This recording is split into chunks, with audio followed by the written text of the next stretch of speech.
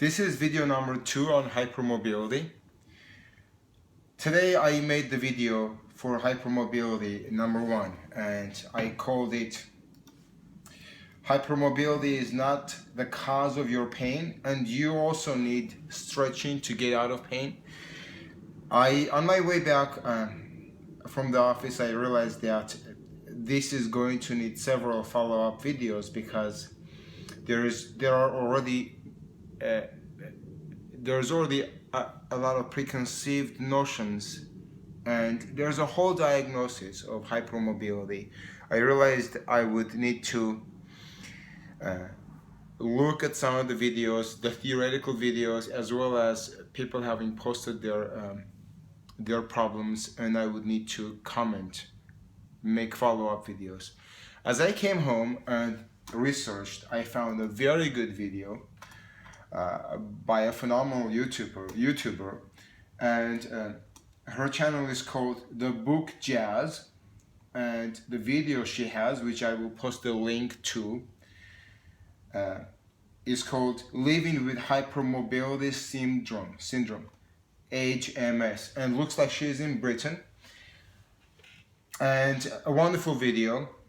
Thank you, The Book Jazz, for posting your video, and it's very useful. She posts this video out of her normal topic. Instead of talking about a book, she talks about her own dilemma and problem with hypermobility. She brings very good points, and I wrote those points down to go ahead and talk about each one separately. She talks about how she has excess range of motion, more than she should have. All connective tissue is essentially overly flexible, not stable the way it should be. She gets subluxations, essentially. She calls them sublocations. Looks like in England they call it sublocations. In America we call it subluxations, as well as dislocation. So sublocation and dislocation would be two different categories. Dislocation is more complete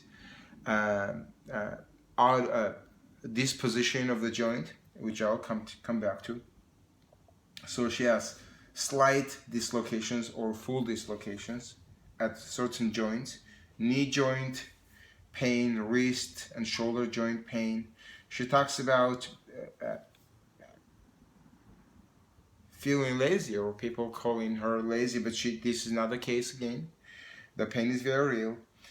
And ultimately feeling clumsy with the whole situation.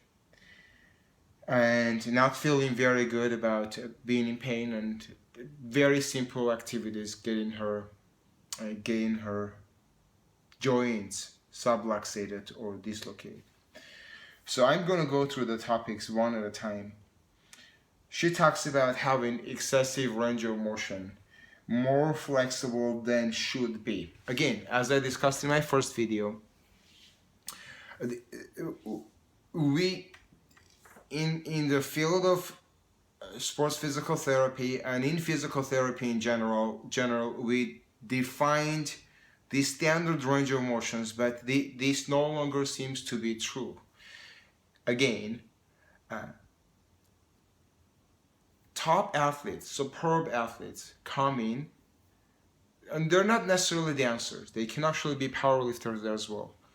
And they're just very flexible. They've been told they're very flexible. There is nothing wrong with their flexibility, just that their flexibility is very high on that spectrum of flexibility overall. Now,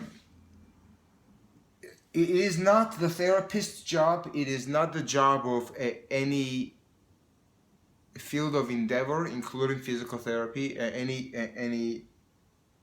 field of research, to decide how much flexibility you should have individually.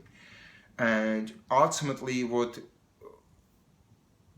decides the success of any mode of therapy is the complete relief of pain and return to full function of the client. The whole should be is, let's just put that out of the question. Let's not jump ahead and say how much range of motion we should have.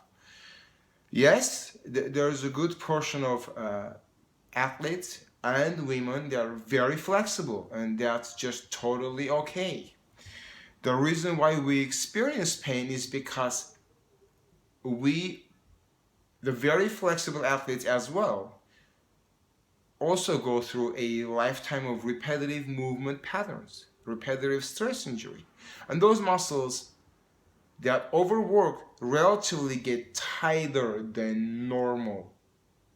So those muscles need to be also stretched and released. You would say, wow, we already have hypermobility, we don't want to stretch. Okay. You can do simple experiments. You can try and see how tender those tissues are. And actually, I will ask the jazz book gal to, and she's only 29. She's actually, her concern is very valid. She says, if at 29 I'm in this much pain, what's going to be the situation when I am older? So I will ask her to palpate her forearm on her right hand and see how tender that is. Our forearms really overwork, our fingers overwork with the keyboard, computer keyboard, and the forearm really overworks with the mouse, the right hand especially. If she palpates and notices tenderness and releases that, she will have dramatic decrease in the fingers. The fingers are not in pain because they're overly flexible. The fingers are in pain because after 29 years of life, of contraction, those muscles have eventually shortened relative to her innate flexibility, have gotten tighter, and she's experiencing finger pain. Now, all connective tissue not being stable enough, as stable as it should be. Now, okay, if all of our connective tissue, including the skin, the tendons, the ligaments, the organ tissue, the fascia that holds the organ tissue, attached to the abdominal wall, if all of this connective tissue was incredibly unstable, our body would fall apart, our skin would fall apart, our muscles would fall apart. That is not the case. These people are capable of carrying their body weight, carrying a purse, handling the brake and the gas pedal of their car, and turning the wheel. They're capable of full daily function. And yes, they will sublocate a joint. She talks about dislocating her wrist by just opening up the water bottle. Okay. She's not alone. I've had male athletes who just will sublocate their shoulder with overhead movement. I'm not talking about heavy weight in their arm overhead movement. They cannot throw the basketball overhead. They will dislocate their shoulder. Now, for a 5'9" athlete, just throwing a basketball is just as much activity as opening up a water bottle for her. And when our muscles get tight, when certain muscles get tight by overworking, those muscles pull our joints out of alignment and dislocate our joints with simple activity such as walking, going up and down stairs, or even just running with our own body weight. And this is not only the case with people who have excessive flexibility. And again, I do not agree with calling this excessive flexibility. This is just our natural range of motion. She talked about going on a long walk with her friends, and her knees and her hips, her ankles were in pain. These joints were in pain because these muscles have already overworked for 29 years. Because we've been walking and standing and sitting for 29 years. And when on a long walk, again, these muscles being relatively tighter create compression in the joints, pull on the tendons too much. So we ought to use the foam rollers and stretch these muscles to come back, stretch the relatively tight muscles to come back to our innate flexibility. Eventually, she talks about clumsy. No, I would actually disagree with that. Many of us feel clumsy, whether we are very flexible or not. I've had probably more than 5 dozen very talented dancers that have been diagnosed with hypermobility at some point in their career and in their process of trying to recover. And these are incredibly talented dancers. They're not clumsy at all. Clumsiness does not necessarily correlate with hypermobility. And clumsiness has more to do with neuromuscular efficiency, how much control we have, intricate control we have over our muscles. And that can increase and improve over time.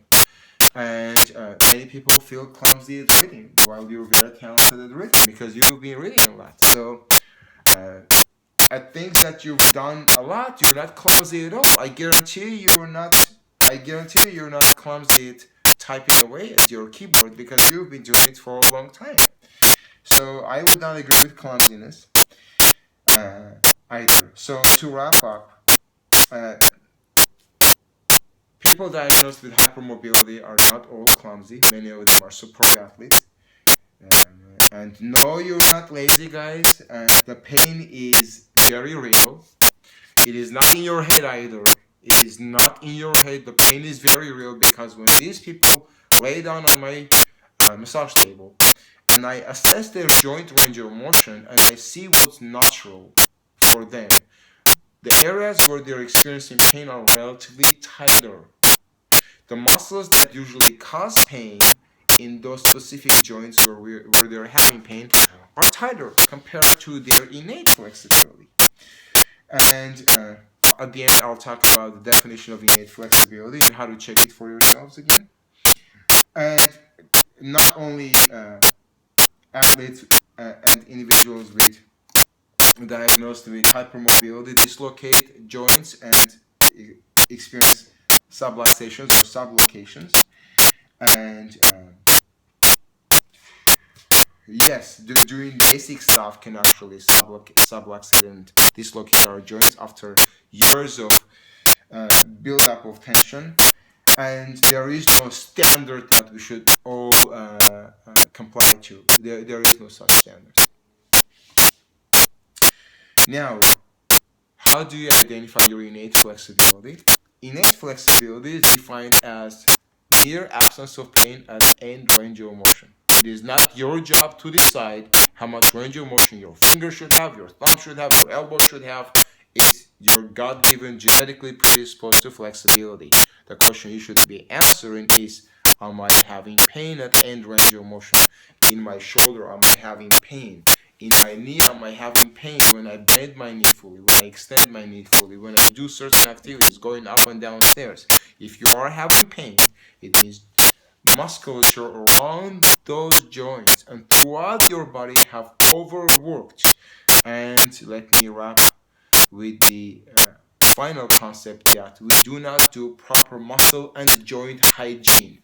What I mean by that is regularly, at least on weekly, if not daily, at least on weekly basis, stretching and releasing our muscles. That means to stretch the muscles, and actually the muscles to